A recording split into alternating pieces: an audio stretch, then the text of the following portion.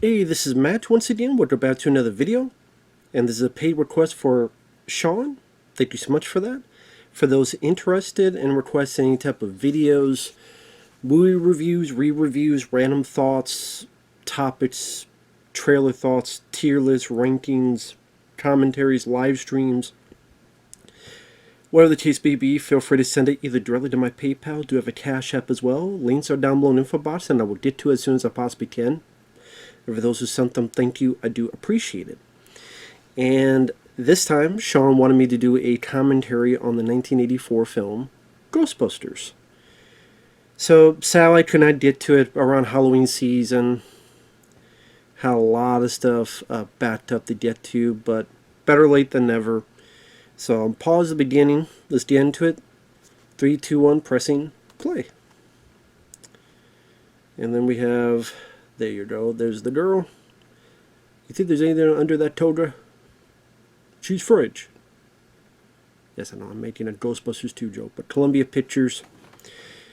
I love this film. This film has always been a favorite of mine. I think this is an absolute classic. It's one of my favorite comedies.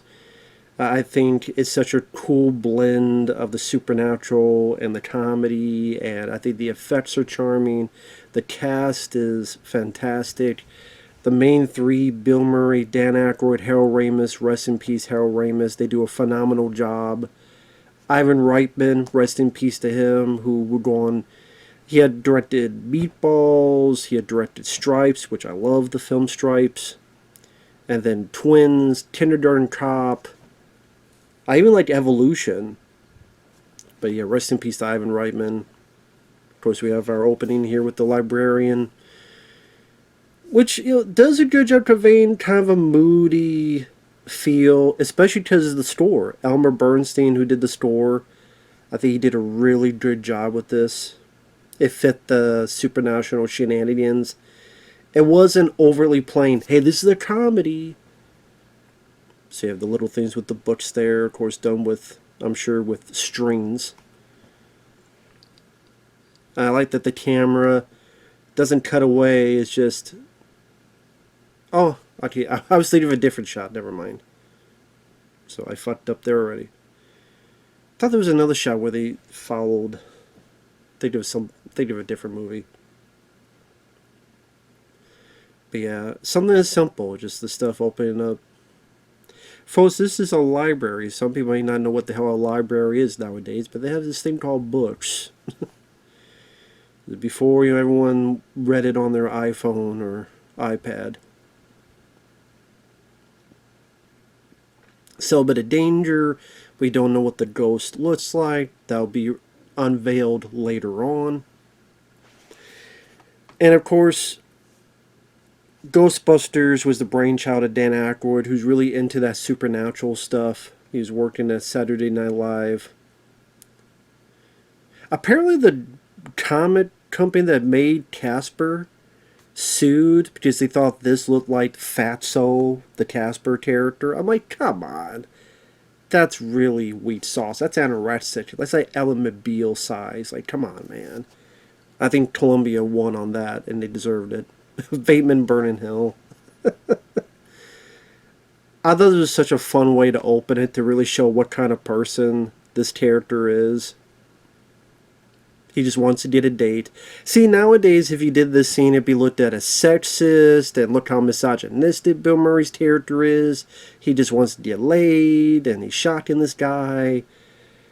People's feelings getting, just... God. One of the many reasons I miss the 80s.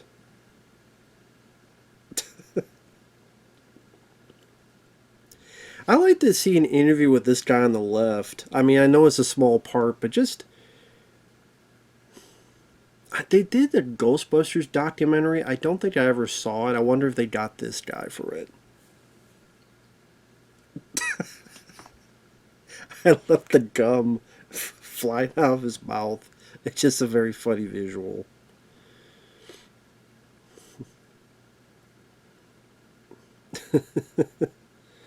I always remember you need to keep the $5. I will, mister. And of course, the ancient technology. Now, this was also brought up again at the end of, I think it was Ghostbusters Afterlife, where I guess we're to assume Bill Murray and Sigourney Weaver characters stayed as a couple because they're doing this test at the end. And she's like, oh, this works. But they're being kind of playful as if, they've been at this relationship for a while. You really used to shock your students with this? One of the only scenes I could chuckle at Ghostbusters Afterlife, and it was like during or after the credits. We're paying you for this, but I know you'd use electric shock. I tell you that fat is pissing me off. I tell you that fat is pissing me off. You keep the $5. I will, mister. See, that's why I just see this movie too many times. How about 8 o'clock? Okay, I need to stop doing it. I need to stop just reciting the dialogue. But look at this old ass technology. It just really shows how times have changed. How 84, it feels so ancient now. Right in the middle of something, Ray. See just how playful it's like, you cop blocker. And it's just a great motif. You have the mouth, you have the heart, and then Harold Ramis the brain. I know Ivan Reitman tried to do that again in Evolution. While it's not as good as Ghostbusters, I do still like Evolution. I think that's a bit underrated. Bit too many, humor of, yeah, they're putting the shampoo up the alien's ass at the end. It's like, okay, yeah, it's a little bit too lowbrow in some bits of humor, but Evolution's fun. But yeah, Dan Aykroyd was the brainchild. He was into this stuff, and he wanted, of course, John Belushi in the role Bill Murray is playing, and he wanted Eddie Murphy, which also makes sense because he worked with Eddie Murphy on Trading Places, and of course Eddie Murphy was on SNL. He was already becoming a star after 48 Hours, which came out in '82. That and Trading Places were hits. But then John Belushi passed away, so then Bill Murray took the role. Eddie Murphy, I think he just wanted to do his own thing. And he got Beverly Hills Cop in '84. Which I think was the best bet for Egon.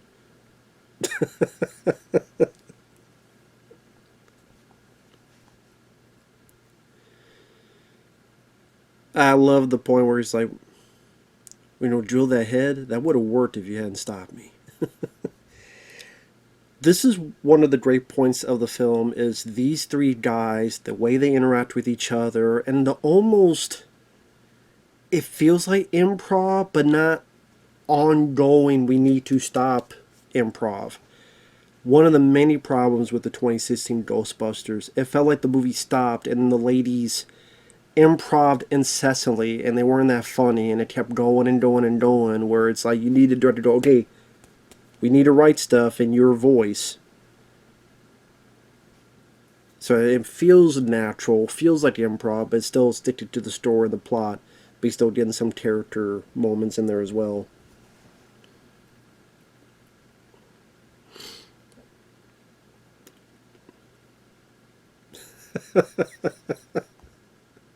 Are you menstruating right now? What's that got to do with it?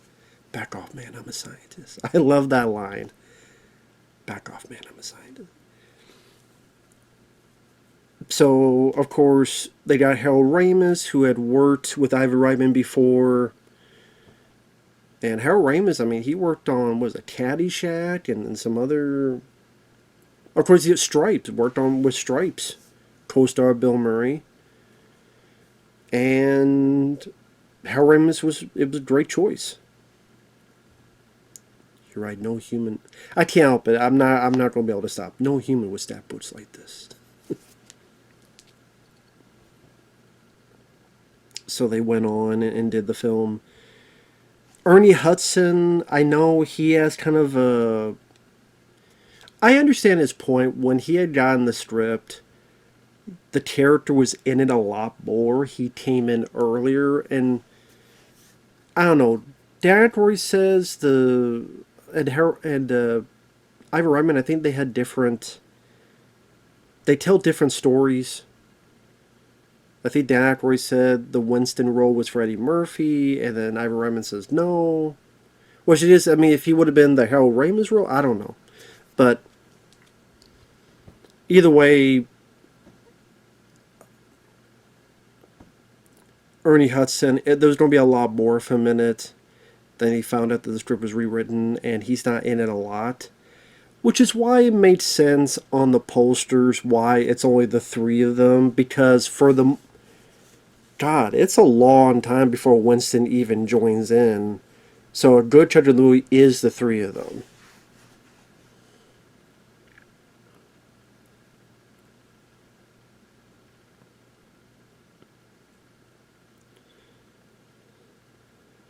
Now, I remember first seeing this. I think I first saw this in a pan and scan. So it would be like panning to Dan Aykroyd, and you just see Dan Aykroyd, and then it goes back to like Bill Murray. So I remember watching it for the first time in widescreen when it came out on DVD. I'm like, oh, okay, that's how the shot's supposed to be. Because I don't know how many people remember pan and scan. But pan and scan, literally, the film would be done. They couldn't use the full screen. So they would like alter it where it unnaturally would pan to stuff, which wasn't its original intention. It was a format of its time, I guess. I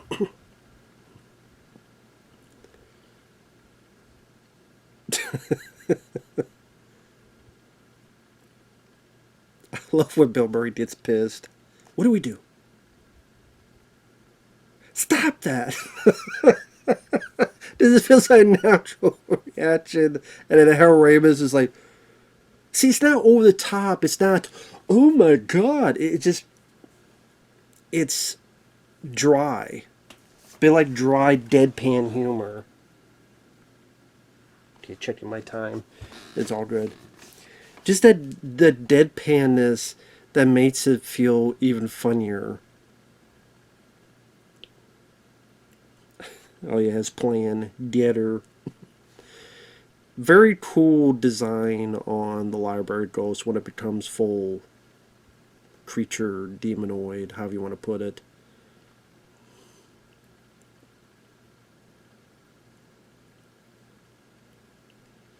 That still looks cool to me. People say that's dated. That still looks really fucking cool to me.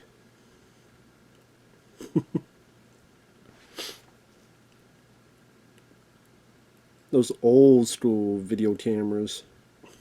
That was your plan, huh? Get her.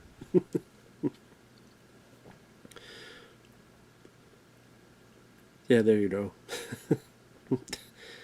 Had to catch up to the scene saying that line. But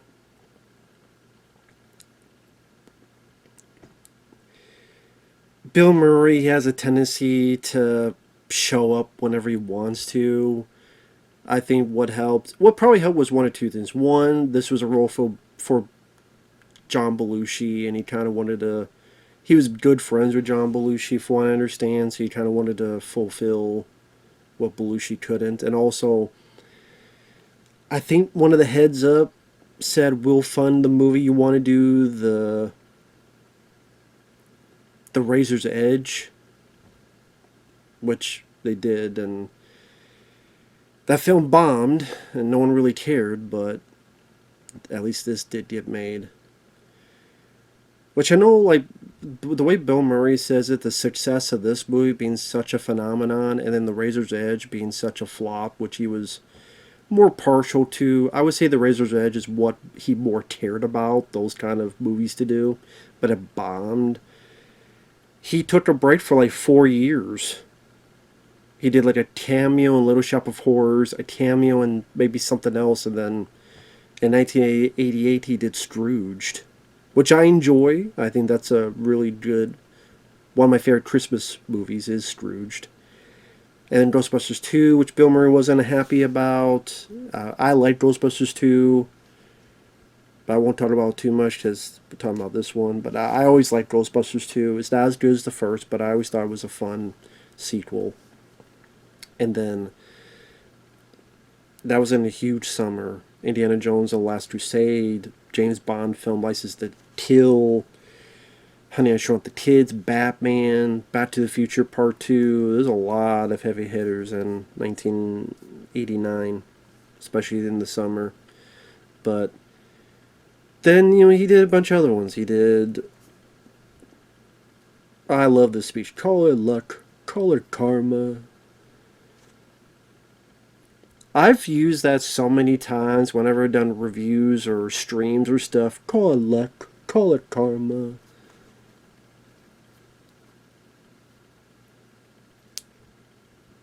And especially his reaction, I don't know. I don't know.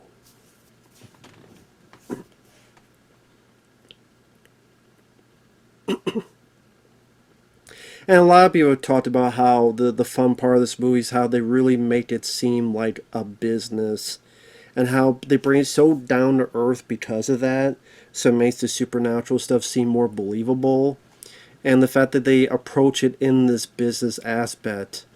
Like, how much money is owed. About his mom, his parent. My parents let me the house. The franchise rights alone. And just how Harold Ramis completely bashes this place and how this place is shit. But all that wins him over is Ray's like, yeah, check out this pole. I like how the lady's just giving him the evil glare.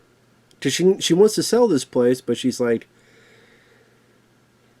I can't believe you're telling him the truth. And this, to me, exemplifies Dan Aykroyd's character. See, I don't believe for a second that this character that was sold by sliding down a fucking pole would later be the character that would say Egon should burn in hell, or whatever the fuck line he said in Ghostbusters Afterlife. I don't give a fuck how you want to write it. Again, I don't buy that the Ray that got excited by sliding down a fucking pole would fucking say that in Ghostbusters Afterlife could kiss my ass for many fucking reasons. That's just one of them. I hate Ghostbusters Afterlife. I hate Ghostbusters 2016. And I do not like Ghostbusters Frozen Empire. I thought that was lame as fuck. I probably don't hate it as much as the other two, but to me, it's Ghostbusters 2. I've seen episodes of the cartoon. I've liked what I saw. I haven't seen a ton of them, but I liked the few that I saw. And the real Ghostbusters was pretty popular. And then there was another Ghostbusters cartoon. I can't remember the name of it because I didn't watch too much of it. But I do remember that cartoon being fairly successful. Which is why they try to bring a bit more... They brought Slimer back in Ghostbusters 2 because the cartoon was successful, but then they didn't do anything with Slimer. And then some of the stuff they did, they cut out, so whatever. But of course we got Sigourney Weaver and we got Rick Moranis. Sigourney Weaver, I believe they weren't sure because they're like, well, she's a pretty serious actress. She did The Year Living Dangerously. She was an alien, but she's like, no, I like doing comedy, which of course she would do later in Galaxy Quest. Great choice. I like Sigourney Weaver as an actress. I mean, you see behind me, she's right there in Aliens, my favorite film of all time. And then Rick Moranis, I thought he was wonderful. Now, I know originally John Candy was going to do this, but he just couldn't get a grasp of, oh, I want to do it with a German accent. I want to have, like, German shepherds. And I'm like, nah, that's not the right direction. So they got Rick Moranis. I do like Egon having to look to make sure he's on his line. Just supposed to be a rough and tumble ad.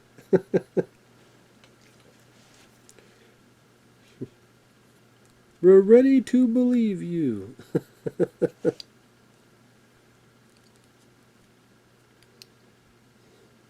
Man, look at that old TV with those antennas, man. It's funny you watch these films and you just see just how things have changed. There's no laptop computers or even desktop computers. How old the microwave, the TVs, everything.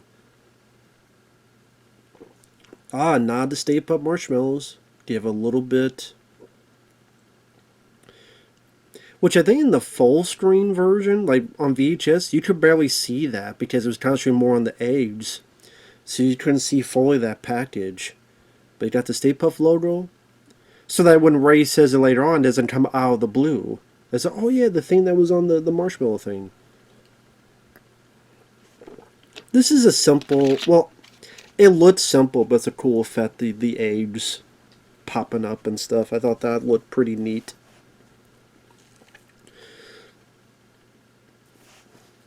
The visuals in these movies, to me, have such a good charm to it.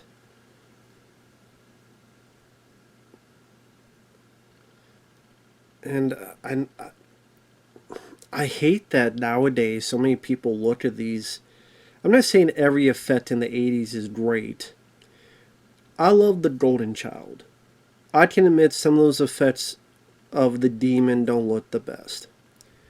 You know, there's a few, but like so many films that I think do look good, they go, "Oh, that's cheesy.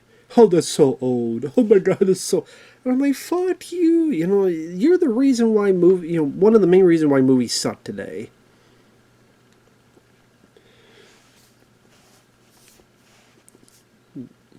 Probably the same people that complain they don't make movies like they used to, but then you make fun of and bash the movies that they used to make as well. So the people that look at films and denounce them or downplay them or they're be cheesy, goofy, silly, stupid movies, we're not going to do that. We don't do our own because we're above it, and they don't realize that these films have. Well, they don't really do that with this, but you know, I've seen some people make fun of the effects. I don't think they're bad at all, but I don't know. Just that's a whole other rant and tangent. Of course, we got Andy Potts here.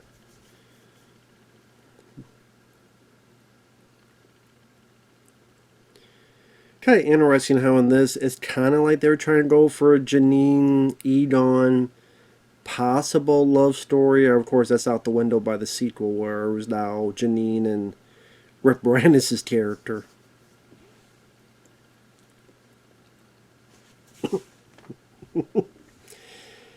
And back when people again just smoked cigarettes and you know it seemed like a regular just down and out business.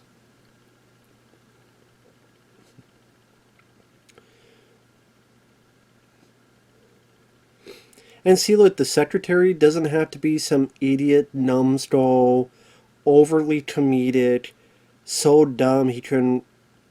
She, so dumb she couldn't even rationally even handle themselves as a human being, like Chris Hemsworth's character in the 2016 film. I mean, he didn't even know like common. Like, it was just so overly comedic, over the top with it, but that here's this, and it's like a ghost with boobies, and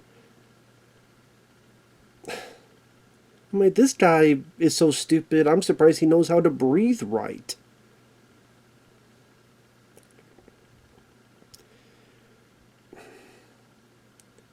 See, that's the thing was that you know you don't see people drinking beer like that or smoking cigarettes or stuff, and like so many people have to be like this 20-year-old glossy, pristine cover of GQ magazine look, and I think so many people it's like that's Hollywood world or maybe places in upper echelon New York, or that's not really how a lot of the country seem to be looked at, interact with. So a lot of times you see these people, these characters, that you can't relate to them at all.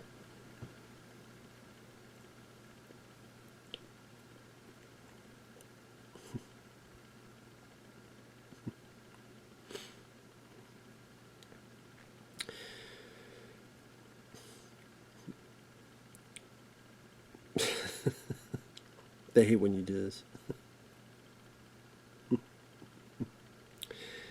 I think Sigourney Weaver was a good choice because you could buy her standing toe to toe with Bill Murray and not being outshone, not being overwhelmed. That she could be as tough as Bill. She couldn't stand again toe to toe with him. And Bill Murray, to talk a bit about him, he's a guy who, I mean, if you asked me of the 80s, he was one of the funniest 80s to 80s to mid 90s, one of my favorite comedians. Where I loved his delivery, I loved his deadpan, and I love a lot of films I mentioned. Ghostbusters 1 and 2, Scrooged. What About Bob was fun. Groundhog Day I really enjoy. I even like Larger Than Life. I could watch The Man Who Knew Too Little for what it is. I'm a big Bill Murray guy. I don't like him as a person. I think as a person, he's a two-faced prick. As a person, he is full of shit. He seemed very mean and rude to a lot of people throughout the years. Now maybe he's trying to do this calm down. I don't know. All the stories you hear about how difficult he was to work with, whether with Richard Donner, Harold Ramis, like treating Harold Ramis so horribly on Groundhog Day, and then even though they were friends for so long, how Bill Murray completely ignored him for years and years and years and years until he was almost at death's door. And then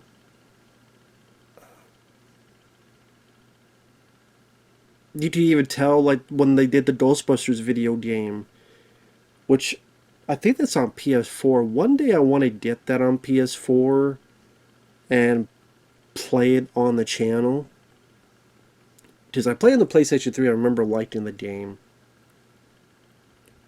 But you could tell that Bill Murray sounded off, and from what I understand, I think the others recorded in the kind of the same room, and Bill recorded elsewhere, and like you tell, like Bill's his it wasn't, something didn't click. And for years there was talks of Ghostbusters 3, Ghostbusters 3, Ghostbusters 3, and Bill wouldn't even entertain the idea. He would get a script, he would return it shredded. He wouldn't even give any input. He would say no, no, no, no, no, no, no, no, no. Charlie's Angels, apparently there's a story where he was fine with Charlize Theron, Cameron Diaz. Charlize Theron, what the hell? Cameron Diaz and Drew Barrymore, but Lucy Liu, he treated like shit, made her cry, had fights with the director on that one. One of the many reasons why he didn't come back for Charlie's Angels 2. Just time and time again. I know him and Richard Dreyfuss did not get along at all during What About Bob.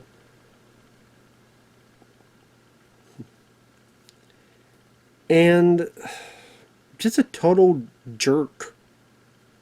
I think Seth Green told the story when he was a kid. It might have been in the days of SNL. He was a kid and he was just hanging around, and I forget who invited him, and Bill Murray like took him and put him in the trash and said, "Why is this trash here?" and dumped him in the trash receptacle, whatever. I'm like, fuck Bill Murray, he's a dick. And then after Harold Ramis dies, then he wants to talk about Harold Ramis, like there was this Oscar thing or something, and nominees, blah blah blah, and Harold Ramis for blah blah blah. I'm like, fuck you, dude. You didn't like Harold Ramis. Bullshit. If you liked Harold Ramis, you would not have given him the silent treatment for decades. Give me a fucking break. And then now, see, back then he would not do interviews for Stripes. I think it was during Lost in Translation he was making. Is like this weird interview where it's like awkward camera and there's these weird lights on him, and I'm sure it's difficult to do that. Now he's willing to do that interview that was on Stripes, the 4K, and oh, now he'll do Ghostbusters Afterlife. Now he'll do Ghostbusters Frozen Empire. All these years you said no to Ghostbusters 3. No, no, no, now. But then you say yes to Ghostbusters Afterlife and Frozen Empire? Are you fucking kidding me, dude? And then what was he was on Joe Rogan? Like, whatever. This guy, as a person, I think he's full of shit. I still think he's a very talented comedian. Still think he's a very funny guy. I love a lot of his old movies. Even St. Vincent, I liked that one. Lost in Translation, I liked that one. But talented, funny, but as a person, he's, I think, pretty shitty. That's just my thoughts. Although, again, he's great in this. I love this dialogue.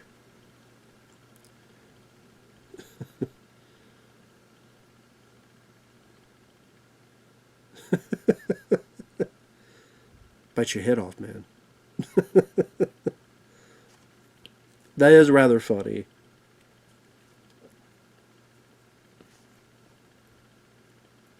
I know in the video game you actually, I think, do go back to this hotel and you can explore more of the hotel and stuff.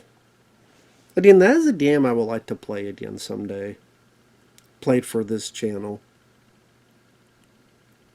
Again, I don't even have it on PS4. Could probably get it digitally. I have to look at what the price is. I don't know if anyone ever requests it. Let me know. Love the design of the proton packs. Very unique. Yeah.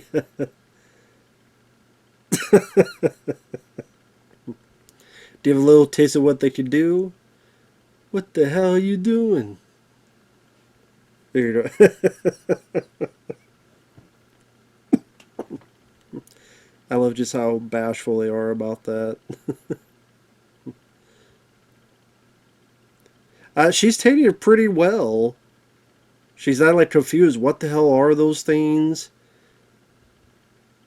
She can't put the fire out. Like she has the thing, and she still hasn't taken that fire out.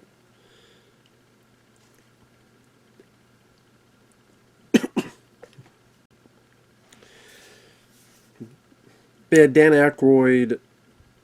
This would be one of my favorite roles of his.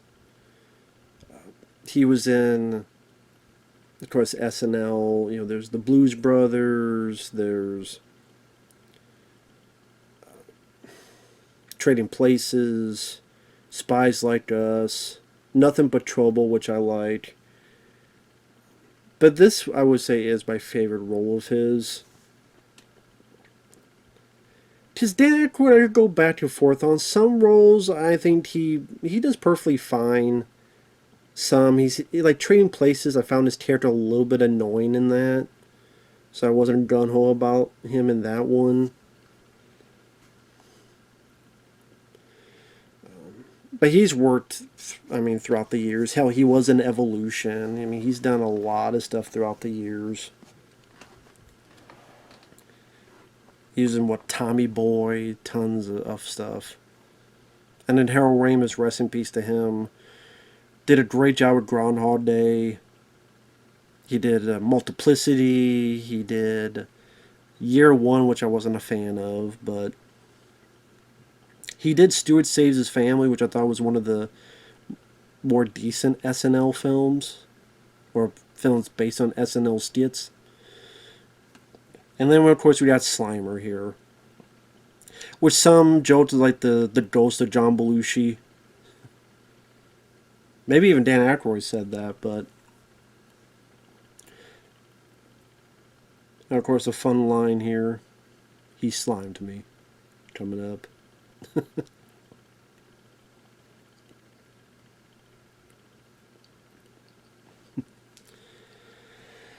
Of course, Slimer would definitely get more popular with the Ghostbusters cartoon. The real Ghostbusters cartoon, which, again, was pretty popular with the kids. And Ghostbusters 2 is like they wanted to put stuff in there for kids who saw the real Ghostbusters, but then it's still a sequel to this film that does have some... I don't want to say adult humor, but if this is not a movie that you know was made for kids. It wasn't. So it has that more grown up feel to it. That's the one who got me.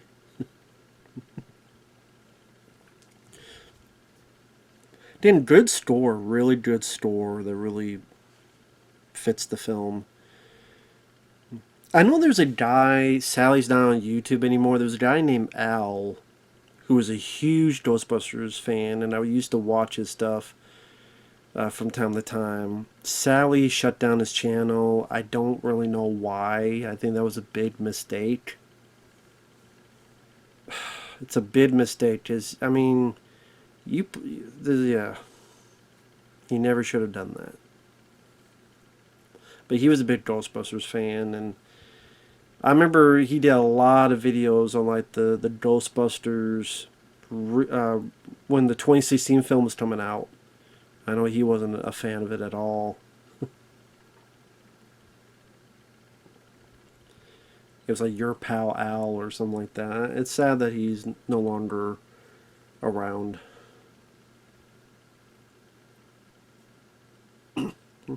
I just wanted to bring it up because when I think Ghostbusters, I think of that guy because again, I liked his channel.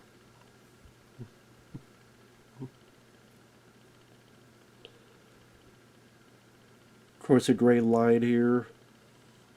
Nice shooting, Tex. Now I know this guy that plays the I don't even call him the concierge.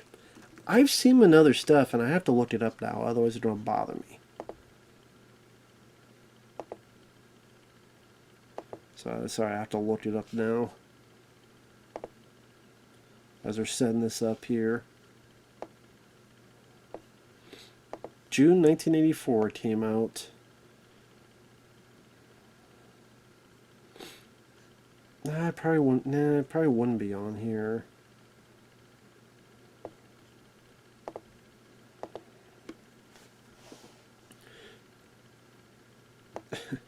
Gets a 7.8 on IMDb.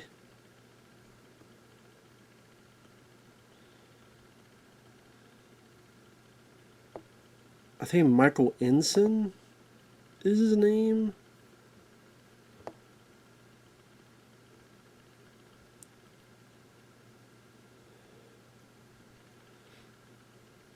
Wait, what did he do with just real quick, like of course, I mean that's a great scene, catching your first ghost.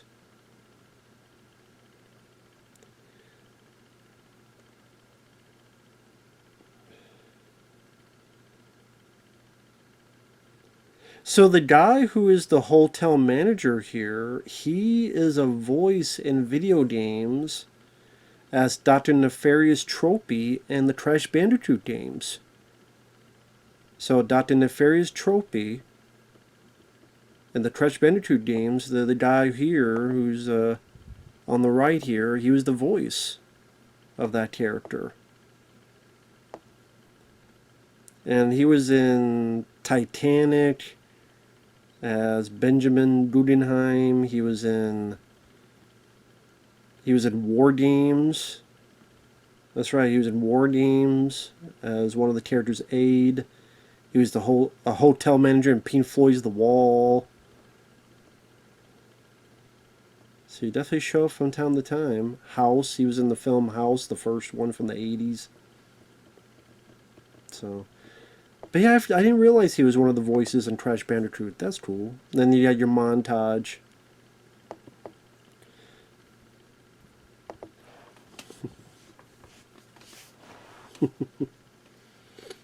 This guy in the back here is like, what's going on here?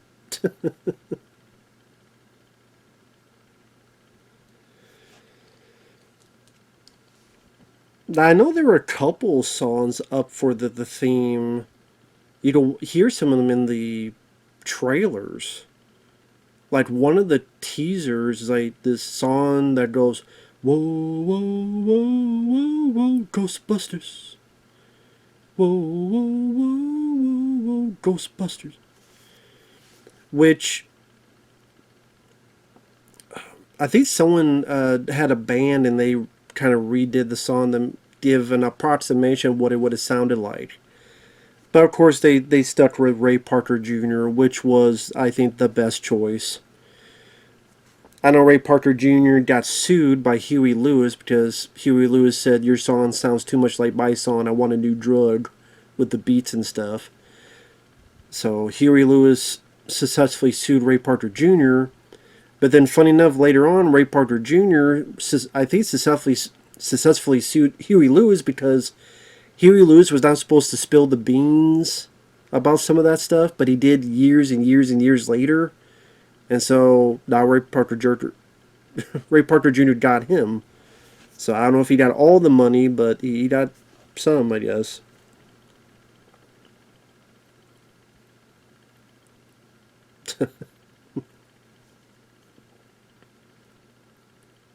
But I thought this was a cool montage showing all the different uh, papers. Now, this was a deleted scene. Apparently, there was a whole scene where they went to this, I forget what it was, like a military place. They went somewhere and this all happened. So this was all part of a bigger scene that was cut out.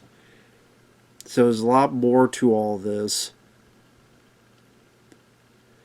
But then they just shortened it to this joke here. But yeah, there was a part of a much, much bigger scene. And so here we are, like 40 minutes in, and we just finally got Winston, Ernie Hudson. Now the Ghostbusters is a little bit more used to this whole thing. What once it was this wide-eyed awe and wonder, now it's become the 9 to 5 slog, or hell, 12-hour slog. Everyone's smoking cigarettes now. It's tired. It's they're messy. They're dirty. Everything in between. And apparently they've had a lot of work. Ernie Hudson here on the left, of course. I always liked him as an actor. I love him in Leviathan from 1989. The Crow from 1994. And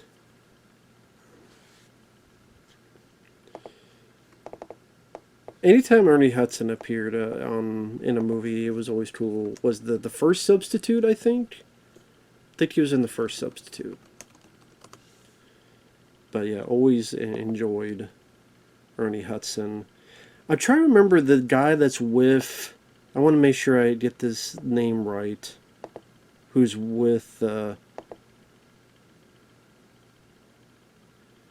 So Stephen Tash was the name of the guy at the beginning that got shot. Timothy Carhart?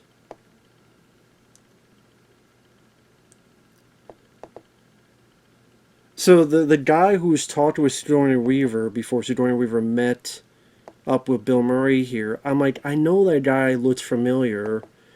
He was the bad guy in Beverly Hills Cop 3. Alice DeWald.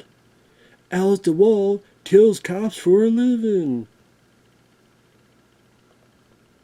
He was also in The Hunt for Red October, Thelma and Louise,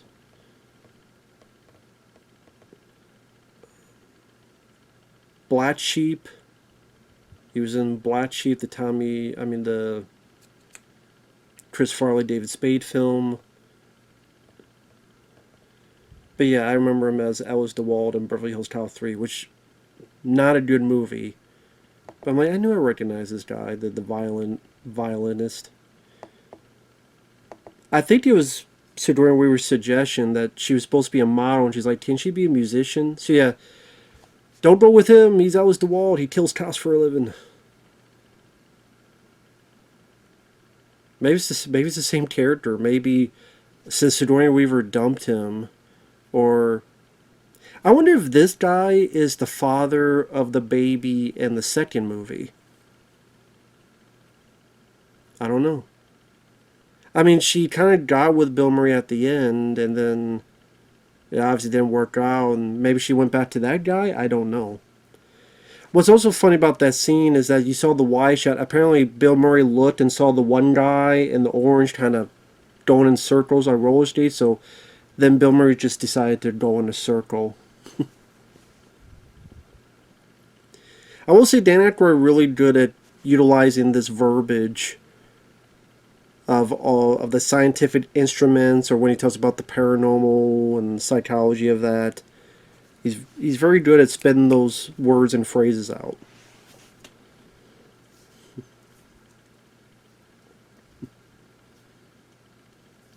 I think Janine was actually smart, stood up for herself, could hold her own. Not a complete dumb numbskull like they made Chris Hemsworth in the new one. I know I'm repeating that. But it's just, that 2016 one, it just wanted to be a copy of this. 3 scientists get fired, meet up with a 4th person who's black, who's not a scientist. Then you see them catching a ghost. They get a secretary that's of the opposite sex.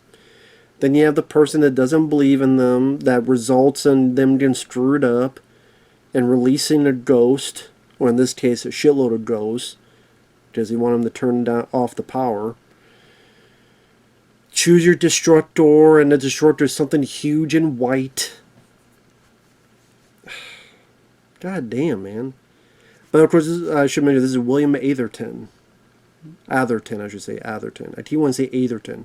William Atherton, who of course is dickless. Of course, you all know why he's called that. But of the Environmental Protection Agency. But he was also the reporter in Die Hard and Die Hard 2. He was also a bad guy in Biodome. I think Kevin Smith wanted him for Mallrats in the role Mickey. Michael Rooker played the bad guy, but William Atherton chose to do Biodome instead. But Michael Rooker was a good choice for Mallrats, and Mallrats is a much better movie than Biodome. But yeah, William Atherton. This and Die Hard, I think people remember him the most from.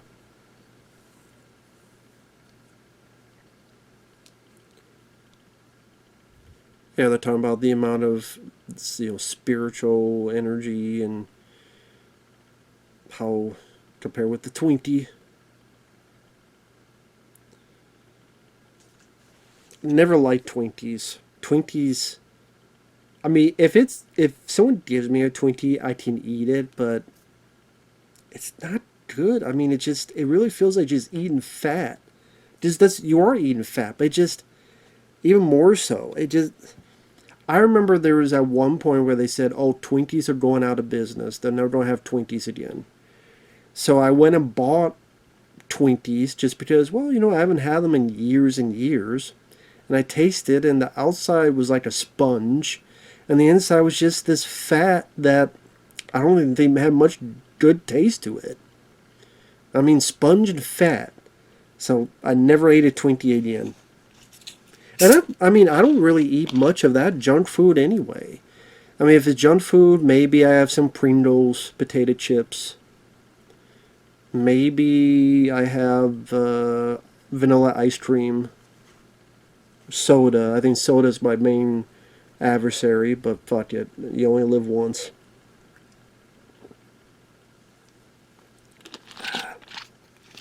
Not here to impress anybody.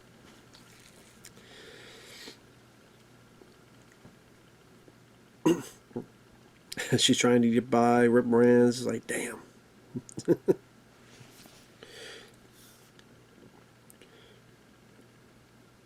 And Rip Moranis is really good in this. I mean, Rip Moranis, another guy I've always enjoyed, worked with Harold Ramis on Club Paradise, which I think Harold Ramis did.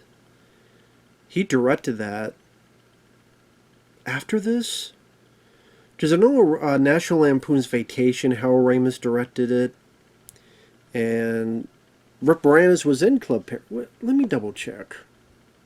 So I have to double check real quick.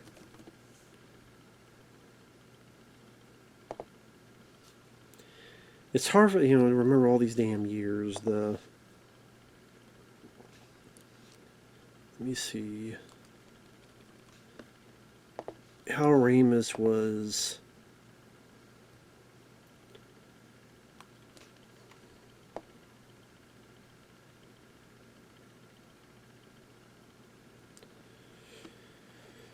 He wrote National Lampoon's Animal House and Meatballs. He directed Caddyshack, helped write Stripes, and co-starred.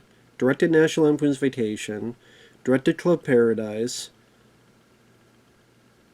Groundhog Day, Stuart Saves His Family, Multiplicity, Analyze This, Bedazzled, Analyze That, The Ice Harvest in Year One are the films he directed. So yeah, Club Paradise was after this. Which sadly didn't do well. And I think at one point there was talks of having Bill Murray in Club Paradise, but Bill just said no. That was during the time he wanted his sabbatical, whatever the case. So I thought Robin Williams did a good job. I liked that film. It does have its flaws, but it's a nostalgic movie for me. So yeah, Rick Moranis had been in Streets of Fire and Strange Brew, which he also co-directed before this. Strange Brew, that is. See, I thought this actually was kind of a creepy bit of business, where she really does seem terrified. And those arms, one's like ready to grab her damn tit. Like trying to do this, like grabbing her tits. I think it's a pretty cool scene too. I like the puppetry on the demon dogs. I think those look really cool. And then Rick Moranis.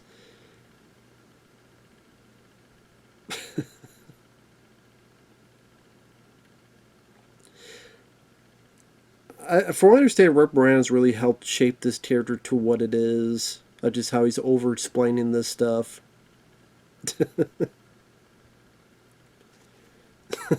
This guy's like, what are you talking about?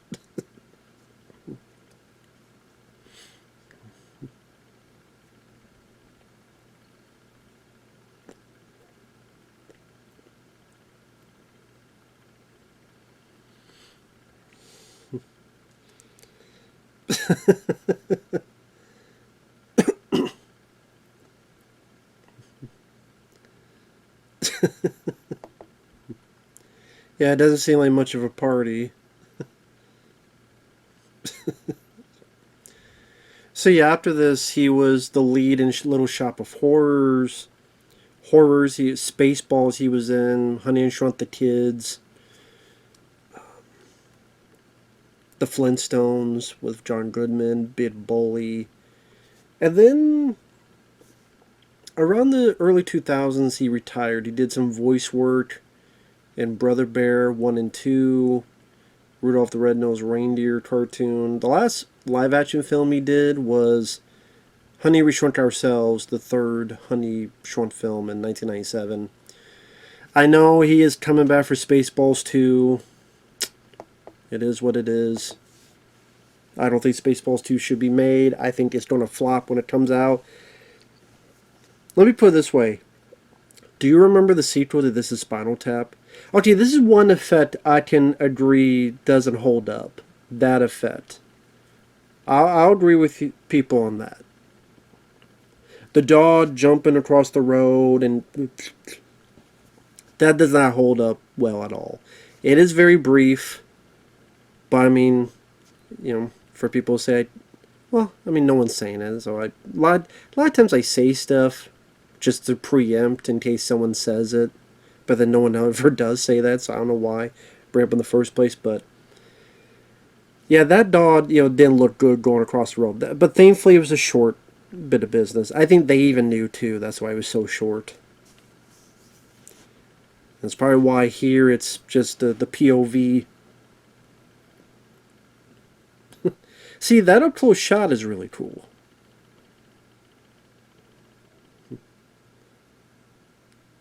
Like, that up close shot is wonderful.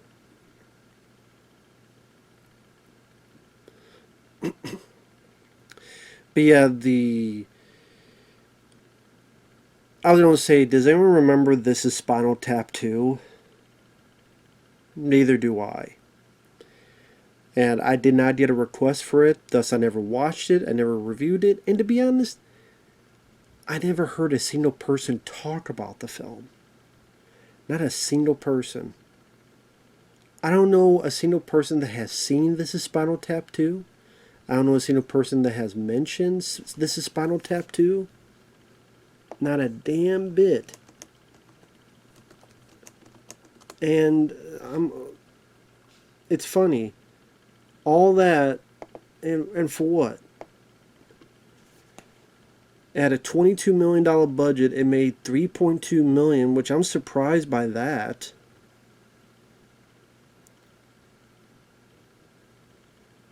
%66% on Rotten Tomatoes.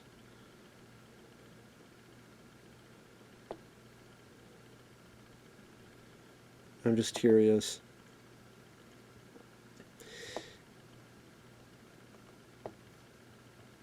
I can't help it. I'm just curious to see how this did. I don't know why.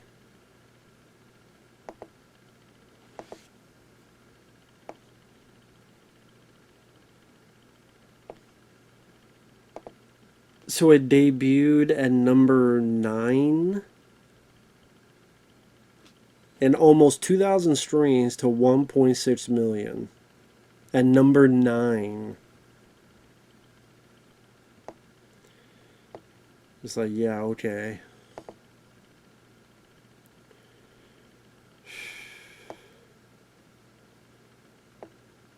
Is this a trick question? I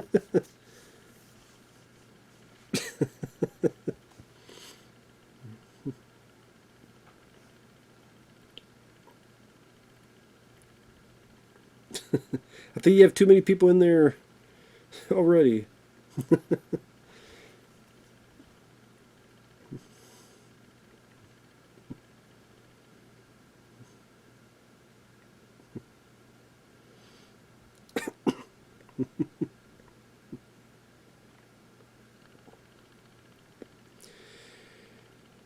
Sigourney Weaver, I mean, she may have some kind of weird, I don't know, kinks.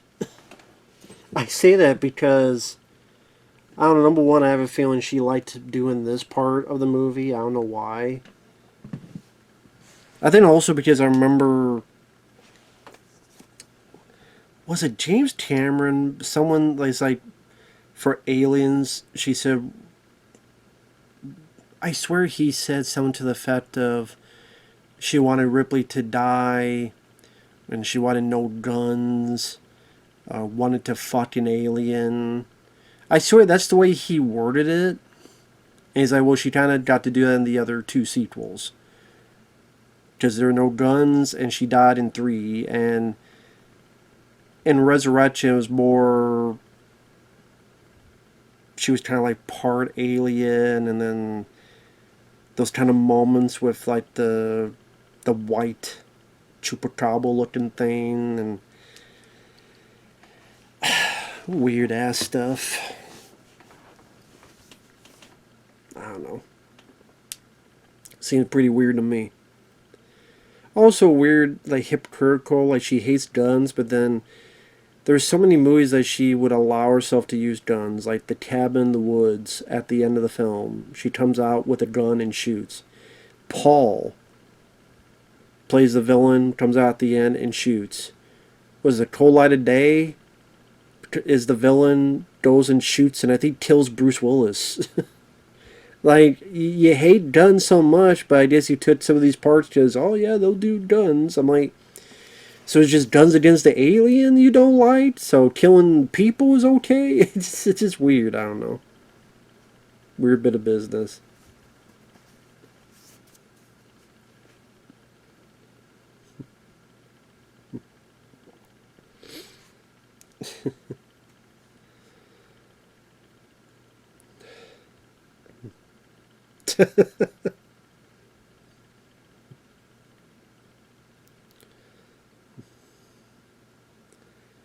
Pick up or dropping off.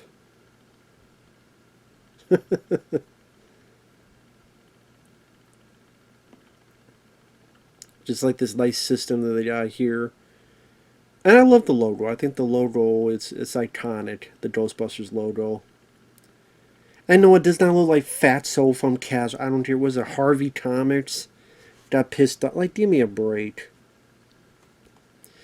I knew for a while, before the film, for a bit, it didn't seem like they could use the Ghostbusters name because there was a cartoon in the 70s called the Ghostbusters. Now, granted, I don't know how you can own that because how many films have had the same type of title? Like, there's multiple films that have had the same fucking title, but it's not like they sued.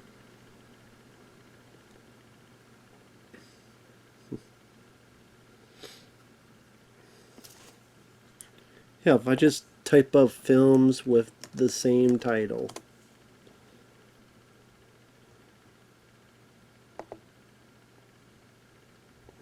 There's Jack Frost with Michael Keaton. Well, I guess to be honest, there's Crash with David Cronenberg, and then there's the Crash that won the Oscar and was controversial. So you have the two films called Crash. You have a film called Twister that's like to be a terrible wannabe comedy in the '89. Then you have Twister in the '90s with Bill Paxton.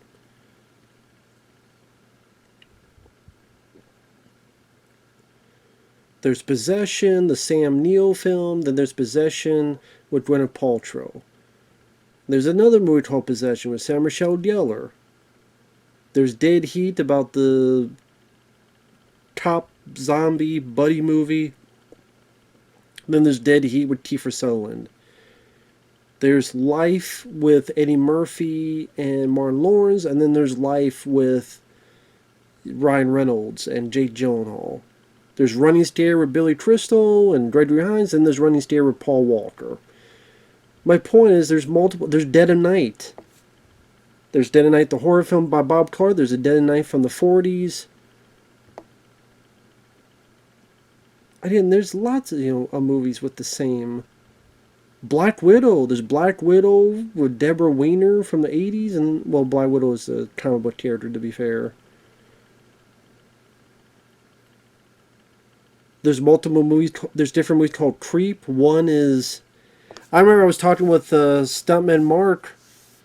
I got confused because he said, "Oh, this movie Creep." I'm like, "Oh yeah, the guy with the fucking camera at the end." And he's like, "What?" No, I'm talking about the one in the subway station. I'm like, "Okay, yeah, it's two different films called Creep."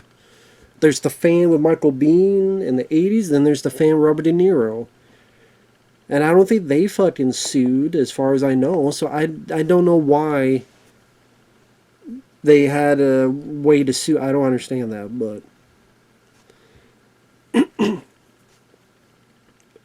isn't that like the cartoon with one of the characters a gorilla? It's not the same here. This was always kind of an interesting conversation between Ernie Hudson and Dan Aykroyd. One of the few scenes Ernie Hudson really has to really get to do stuff in, you know, dialogue wise. Judgment Day. Well, maybe the reason we've been so busy is the dead has been rising from the grave. I think the music, I really like the music in this. Especially before when you saw the outside and you saw, like, from up above, and you saw the car and they're saying, "You believe in God, never met him. Haven't met the man." The way that music starts, that boom, boom, boom, boom, boom. That's a very creepy bit, and then it goes into the. You got the Twin Towers.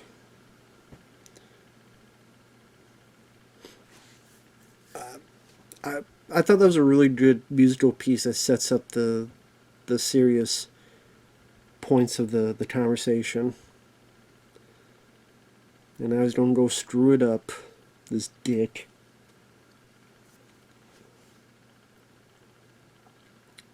He's gonna fuck everything up.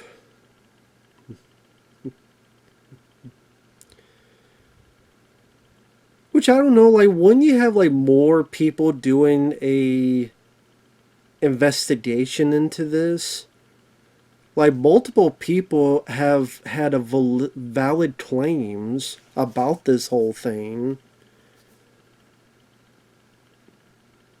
Like what the hell?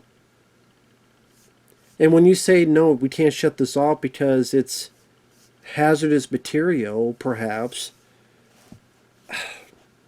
It just seems like there should be a lot more that they should be able to do in this situation. Maybe not. I don't know. Maybe that's the. Well, it is New York. If you look at, you know, recent events, who they hire, who they elect, maybe okay, maybe it does make sense. This is New York. I'm not against the people who live in New York. One of my best friends, one of my brothers from another mother, lives in New York. But yeah, I'm just talking about like some of the higher ups they hire there. It's fucking. That's a whole other thing.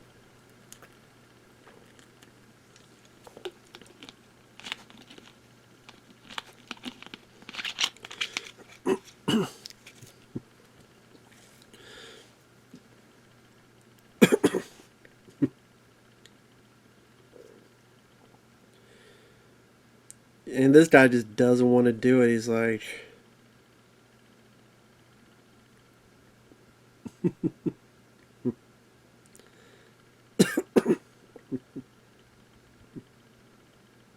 I love how Ramus is. Just like I love that's why they're inching the way up the stairs. And this guy's reaction, who pulled, is like, oh shit! Like what with the helmet? Watch his reaction. Oh shit! Like I knew this was a bad idea. And the audacity of William Atherton blaming them when you wanted him to shut it off to begin with. They even Edon had to go, "You mother, you know, your mother."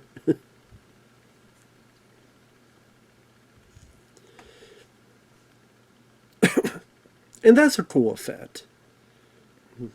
Yeah, blowing the top and all the spirits. I still think that looks pretty cool. Yeah, and all that wind. See, even this whole thing with the wind and the scattering and stuff, they would do that digitally or digitally enhanced and just would not look nearly as good, man.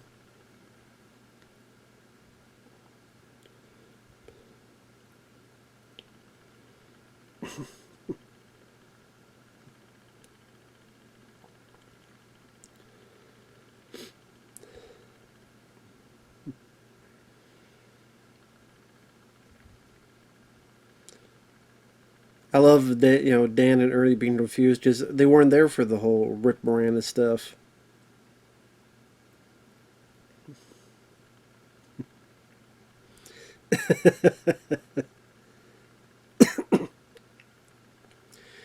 I like the soundtrack in this as well. You know, I like this song here. Please, it's a bit of magic, magic. It's a bit of magic, magic. And that's a cool wide shot, just showing the spirits cascading throughout the city. It's a magic, magic. I don't know why. Just it has like an ethereal tone to it, and seeing all these different kinds of ghosts, like this one here.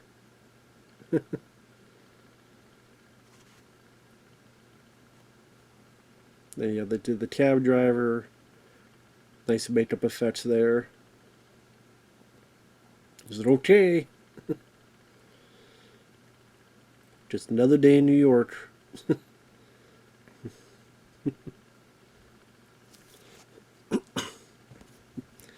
Of course, Slimer's back. I mean, he got released like all the others. I always thought it looked neat too when this whole thing explodes. That's coming up where her apartment like shatters and stuff. Makes you go, how'd they do that? I know there's a documentary called Cleaning Up the Town. I think it's out. They were doing one in the second one, and I don't know whatever happened to it.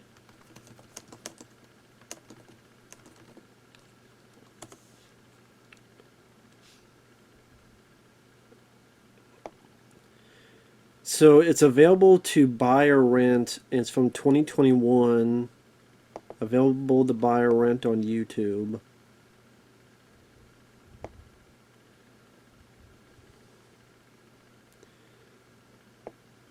Now, there was one I swear they were working on for Ghostbusters 2, but I don't know whatever happened to it.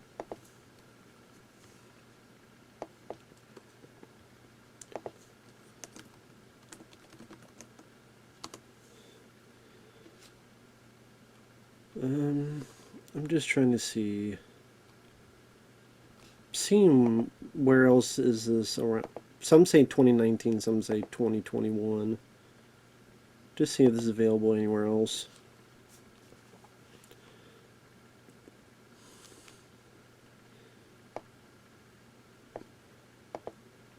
So it is on Daily Motion. It says part 1, which is about an hour and 59 minutes. Is there a part? Does this guy have a part 2? Oh, so I have to. No. Oh, yeah, there is. The second part is 8 minutes and 48. So if you click on the guy's name, which, I mean, it's ERCUMEND and then a bunch of numbers of letters. I would say if you type in Cleaning Up the Town, Remembering Ghostbusters, Daily Motion, part 1's an hour and 59 minutes. Then if you click on the guy's name, almost below it is the second part, which is 8 minutes and 48 seconds. So it is out there for those who want to watch it. I don't know if I ever watched that documentary. I'd have to watch it sometime. Because I'm a sucker for documentaries. I swear they're making Too Hot to Handle, Remembering Ghostbusters 2. But I don't know whatever happened to this one. Too Hot to Handle. Reginald VelJohnson. I don't know if this is true, but I think he was one of the guys up for Winston, and that didn't work out. But of course, Reginald VelJohnson, be the dad on Family Matters.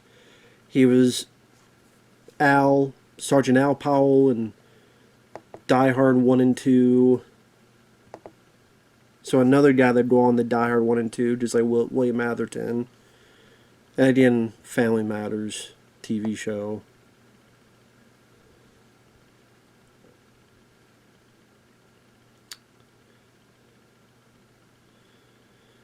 So I'm looking up.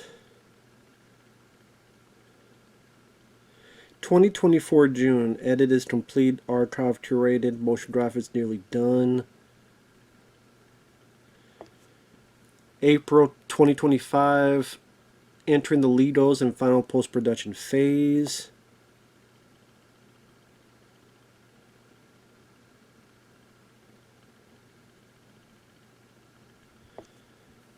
August 2025.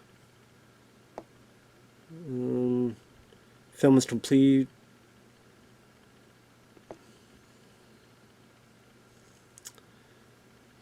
The film is complete, so we are now deep into the legal aspects of the film, which for a film like this is complex and time-consuming. Be assured we continue to put all our efforts to bring you the best and most complete film into the making of Ghostbusters 2. Thank you for bearing with us. A technical screening is done August 2025. The files delivered to the colorist have film shred for post-production work. September 2025, a short video of a sound mix session was posted. So coloring and sound mix. So I guess they're still working on it, and I did documentaries take a long time, but goddamn, like,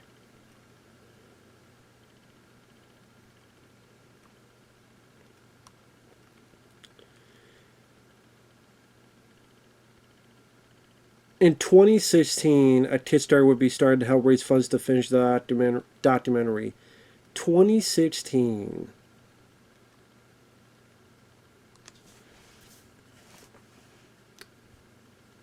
October 2016, it was revealed work is still on editing the Ghostbusters 2 section.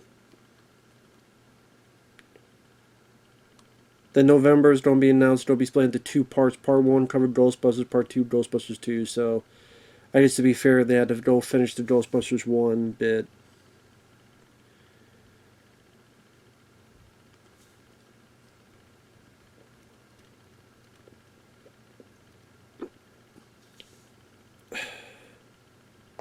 But I mean, 10 years, because we're almost at 2026. And I mean, then I don't have any more updates, I'm sure. But like, are you fucking serious? Like, almost 10 fucking years now? This is getting ridiculous, these fucking documentaries, man. I have seen shit that'll turn you white. Sorry. Mr. Pecker. Of course, you have the famous bit.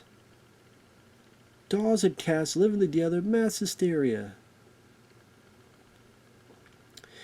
So yeah, apparently they're still working on the Ghostbusters 2 documentary.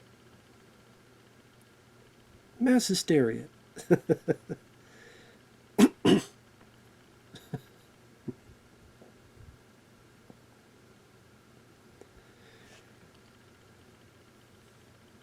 I missed the bit, which is my favorite part of the movie. I was too busy talking about that. Is this true? Yes, it's true. This man has no dick.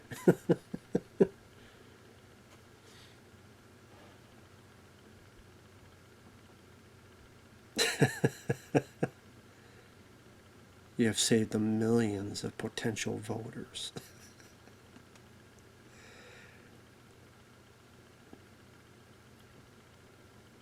See, it's just like using your brain, using your smarts, using your wit, and just, what does a politician want?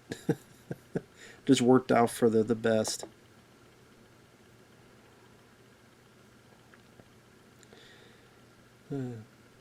So yeah, so the documentary for the first one is out. You can find it on Dailymotion, or if you want to rent it on YouTube.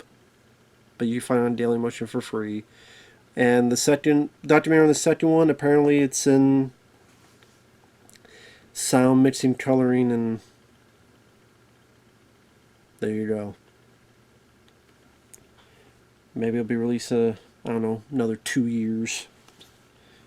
I mean, to be fair, I've never done a documentary. I'm sure it takes a lot of time, of course, but goddamn, man. It's one thing to take time, it's another to be 10 fucking years. It's like, goddamn, man. I imagine there's people that funded these things, and they're not even alive by the time the documentaries fucking came out. That'd be a sad thing to look into, though. How many people have died waiting to see the documentary that they put their money into? Granted, there's like 100 other more serious things at least, but I'm just saying.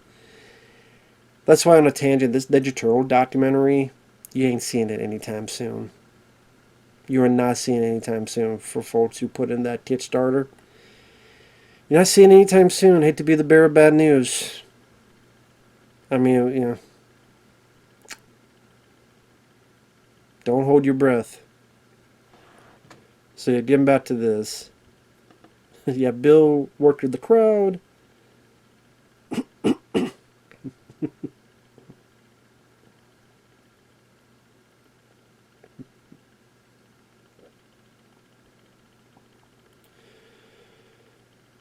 I swear, isn't like Ron Jeremy or someone in the crowd? I swear someone like that is in the crowd.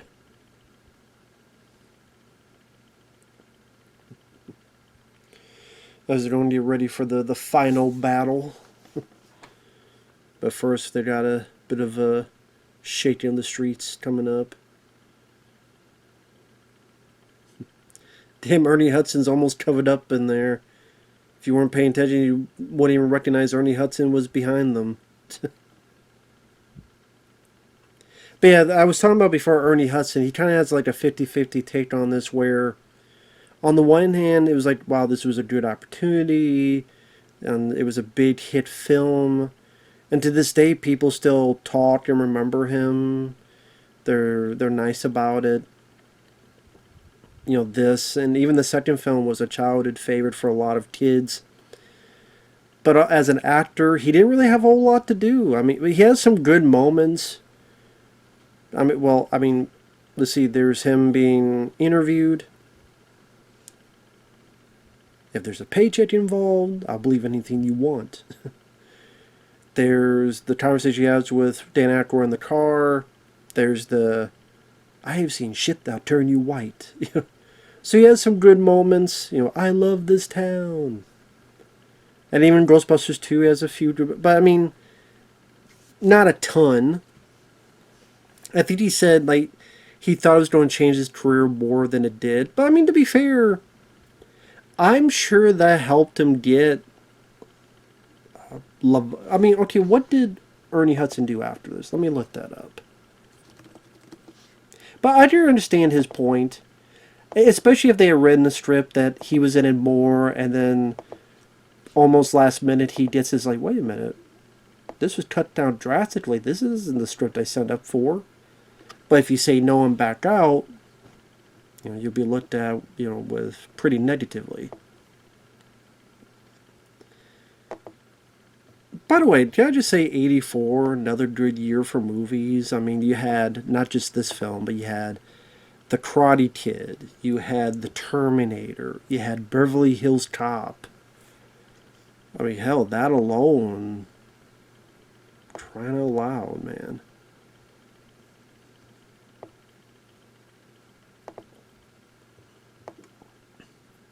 I just love the fact that the first obstacle are the stairs.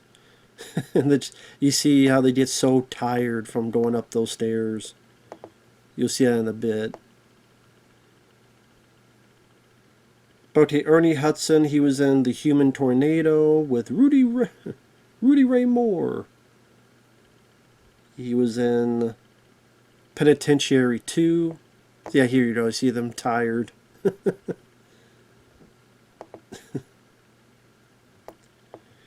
Which is funny, that's why in the fucking Nintendo game, the last fucking bit is to go up those damn stairs.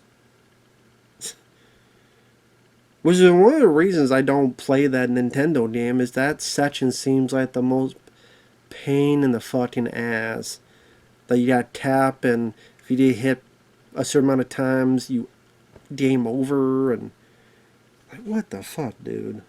Unless you kind of cheat at it.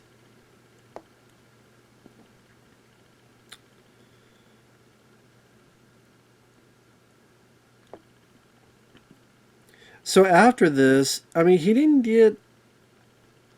I do see what he means. Like right after this, he got California Girls, a TV movie, and he wasn't the star of it. It was a support role. Same with Love on the Run. So he got 2 TV movies. He had a role in Weeds, The Dirty Dozen, The Fatal Mission with Telly Savalas and Ernest Borgnine, The Wrong Guys, which I forgot about that movie, and then Leviathan. Then The Hand That Rots the Cradle after Ghostbusters 2. It seems like after Ghostbusters 2 he got more. Because there's the... Well, actually, probably The Hand That Rots the Cradle, because that one got a bit of publicity. Because after The Hand That Rots the Cradle, there was The Crow, The Cowboy Way, Airheads, The Basketball Diaries, Congo, The Substitute... And then, stuff like Best of the Best 4,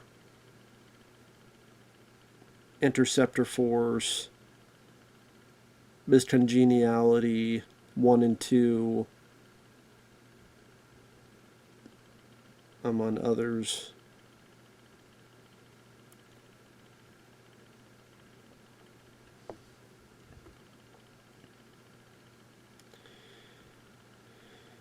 Trying to think, what's the last film he did? He was a voice in Toy Story 5, Ghostbusters Frozen Empire, and a Nick Cage film called The Retirement Plan. So there you go. And the Woody Harrelson film Champions. Okay. I was just curious about that. Get her, Ray. Leave it all up to him. Now, if I understand, at one point they wanted Paul Rubens to play this role. And then this villain here. I'm like, I mean... When you imagine Paul Rubens, you imagine Pee Wee Herman. It doesn't mean he was going to play the character like Pee Wee Herman. I mean, it'd be not many words, the eyes, the hair, all that stuff. But I'm fine with who they cast.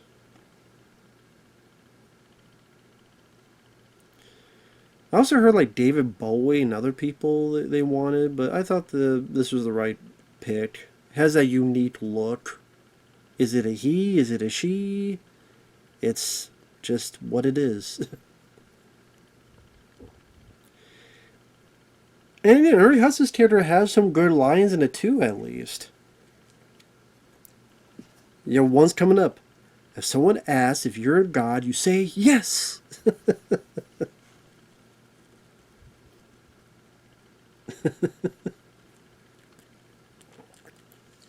This chick is toast.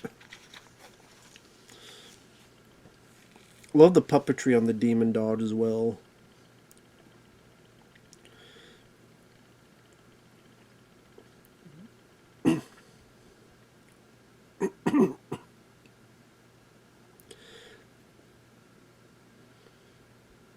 And the picture quality here looks really good. Let's show this bitch how we do things downtown. And that weird clothing, it's like bubbles or something. I don't know how you... With the, like, fucking Xanadu outfit. Then that cut, haircut. Then I'm like, is it a man or is it a woman?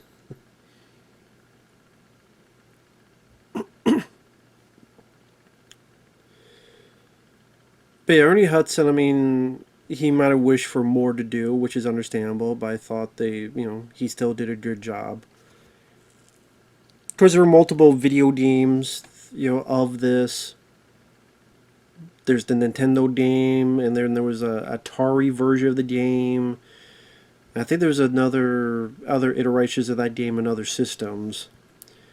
And then there was one for Sega Genesis, which I never played. I've heard that people enjoy it, but they said it was tough as well.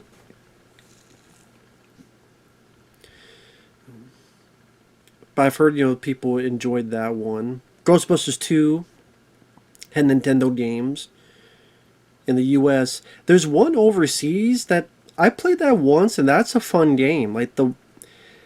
It's sad, the Nintendo game, it was what, the Famicom and Ghostbusters 2 should have been the one that was in the US. That the one overseas was a much more fun game. Like arcade style, you go around zapping ghosts and you go in all directions. I just see much more fun than what they had officially on the American Nintendo systems or Ghostbusters 2. But and then there might have been some on the real Ghostbusters cartoon, but of course there's the Ghostbusters, the PlayStation 3, which have been put on PlayStation 4 and other systems.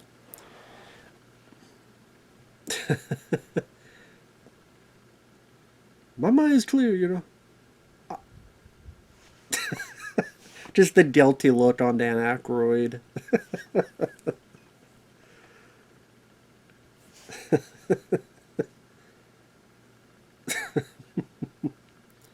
It just popped in there. What?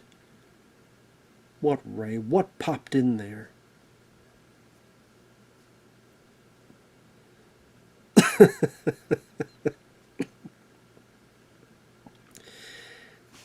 Now, I know of course, this reveal here, people going, what the fuck? Like, what?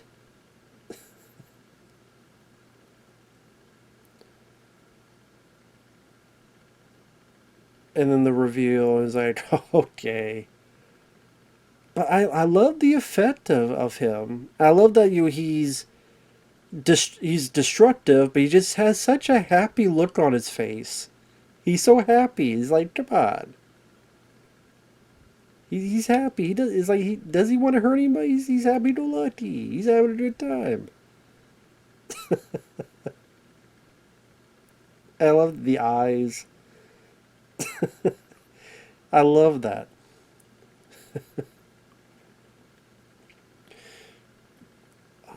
I forget what I was going to say. I know they did other video games. I think they did some based on the 2016 film, but never played them. I played the one on PlayStation 3. That was fun. Like I said, I like to play the PS4. Played it on the PS4. Well, I had to buy it first, but someday. I like to try out the Genesis one as well sometime. Or just do something like if I don't beat them, at least try to play each one of them. Nobody steps on a church in my town.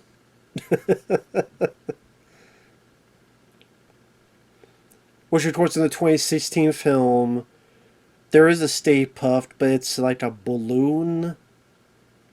And then the actual giant is the Ghost logo.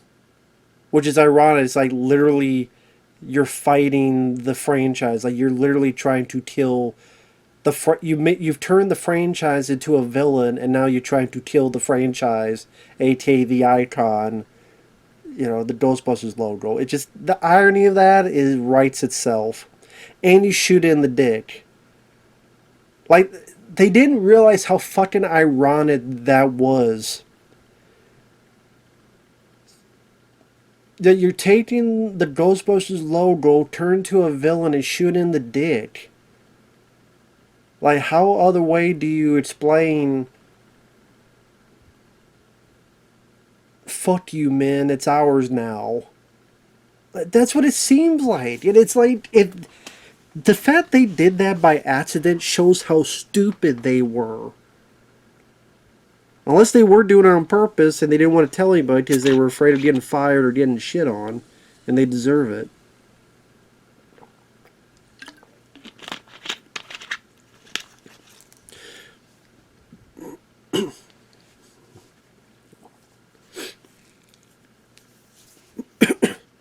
nice little dialogue there. Oh yeah, the original script, I know they wanted to be in the future. When John Belushi was going to be part of it, it was in the future, and that there was all of these establishments of Ghostbusters around the world. But they thought that'd be way too much money. It costs too much, and plus, the Stay Puft is a pretty big concept. We gotta make an audience believe that, so let's ground it in reality. And we ground so much in reality and we build upon it so that when the Stay Puft is revealed, you go, okay, alright. You bought this, this, and this, so now you'll buy a big giant fucking Stay Puft Marshmallow Man thing. I think there is more of William Atherton's character having the marshmallow stuff on him, but that was cut out, which was fine. You didn't need it. I know there's a few other deleted scenes. Of course, the irony coming up here is that of all of them, Bill Murray's the one that doesn't have really any marshmallow on him. I know this has kind of a fun commentary. It's got... And they do it like Mystery Science Theater 3000. It's Ivan Reitman, Harold Ramis, and... I forget who the third guy was. But they do like Mystery Science Theater 3000 where you see the three of them like here. Well, the poster will be in the way, but... Imagine the other way, but they're like here, the silhouettes, and they're looking at the movie screen. And they'll do like stuff like illustrate like a football game, certain things, and them talking about it and stuff. I thought it was kind of a nice little different way of doing a commentary.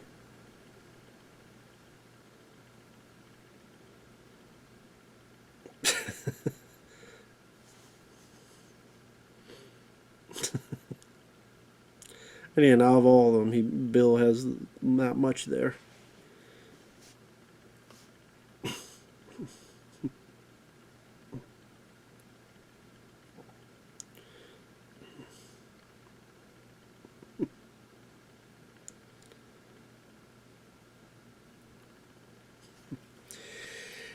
And yeah, when this came out, it was a pretty big hit. I mean, one of the big hits of the year. And...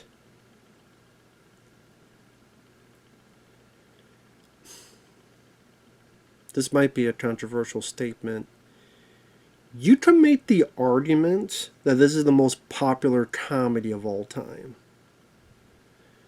Because you think, I mean, make the most money, I'm not saying that.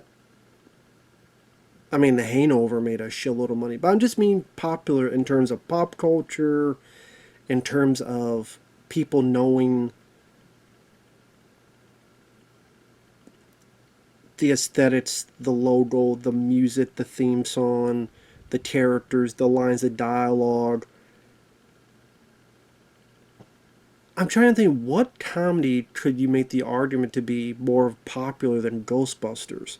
I'm not saying it's your favorite. It's one of my favorites. It's not my all-time favorite comedy, but it's probably in the top 10. But most popular? Again, I don't even know what movies would be in the argument. I like Airplane, but I don't think it was more popular than Ghostbusters. Yeah, I can't think of a comedy more popular than Ghostbusters. I can't think of it right now. I mean, hell, the past 10 years, they rarely make... I mean, they make comedies, but not a ton of them stand out. Yeah, Ray Parker Jr.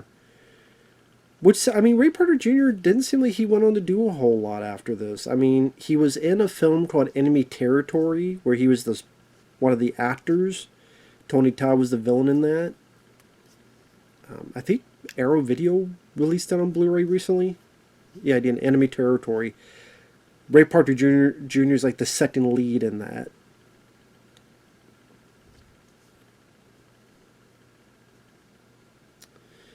And I like that each character gets their moment with the title card. I love this bit here where he's like, I want to ride with them. I want to ride with those guys.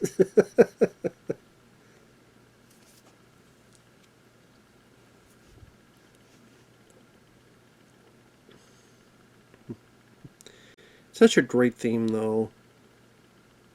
You know what? It may have been inspired by the Huey Lewis, but I do like this song a lot more.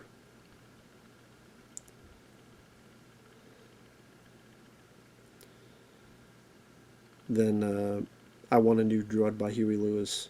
I just much prefer this song. It's one of the most famous themes of the 80s. I mean, I swear in this crowd is Ron Jeremy. I swear.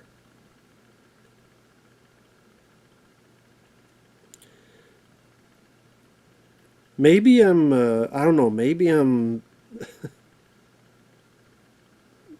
I'm making shit up in my brain, maybe. I don't know.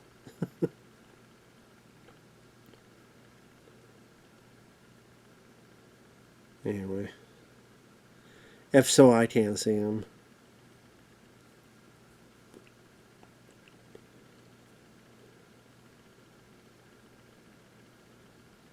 I mean, it'd be hard to figure out what to do for a sequel. But again, I liked what they did.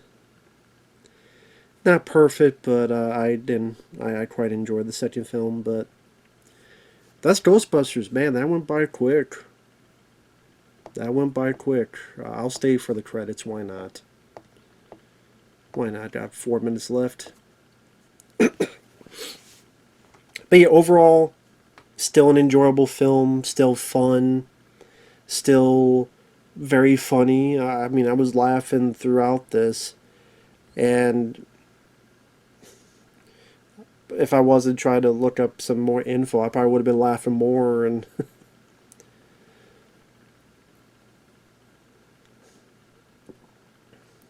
I think this was nominated for 2 Oscars, effects and the song. The effects, I think Indiana Jones and the Temple of Doom, another good film of '84, that won for effects. And the song, Stevie Wonder, a song he had in the Woman in Red. Listen, I like Stevie Wonder, but I think this song is better than that song by Stevie Wonder and the Woman in Red. I think it's the one Here to Tell You That I Love You. Was it that song? I can't remember. John Bruno. I think that's the same John Bruno that, I could be wrong, but I swear that the visual effects art director John Bruno is the same guy that directed Virus with Jamie Lee Curtis. I could be wrong, but that might be the same John Bruno. Virus is not a good movie, at least to me. I like the effects. The effects are fairly good. And it seems like it'd be right up my alley, but man, there's a lot of issues with that film. But that's another video, another day. Maybe another commentary another day if someone requests that.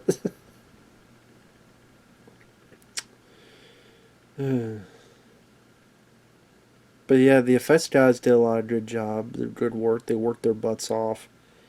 I mean, the only one I would say is egregious is when the dog runs across the street, but that's very quick.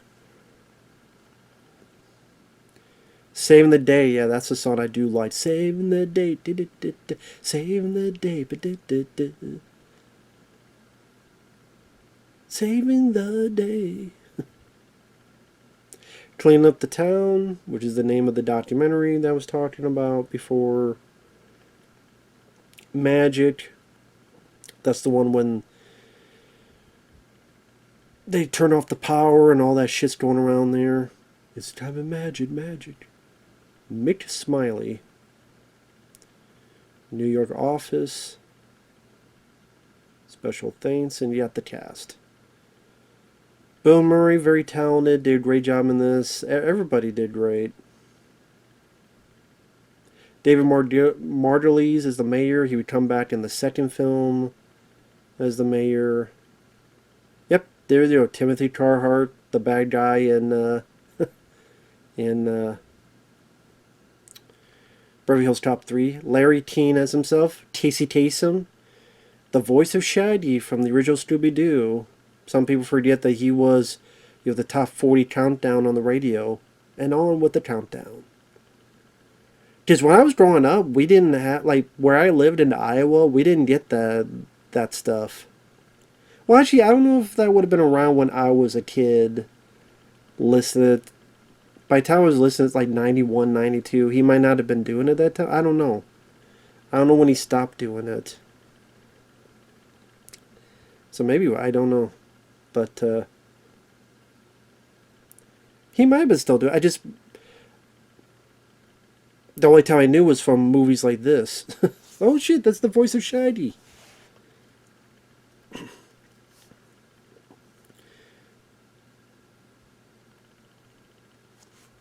Rest in peace to Ivan Reitman, and rest in peace to Harold Ramis. Great movie. So yeah, with that said, thanks for watching. Take care. Thanks once again to Shawn for the request, and we'll talk to you later. Bye-bye for now.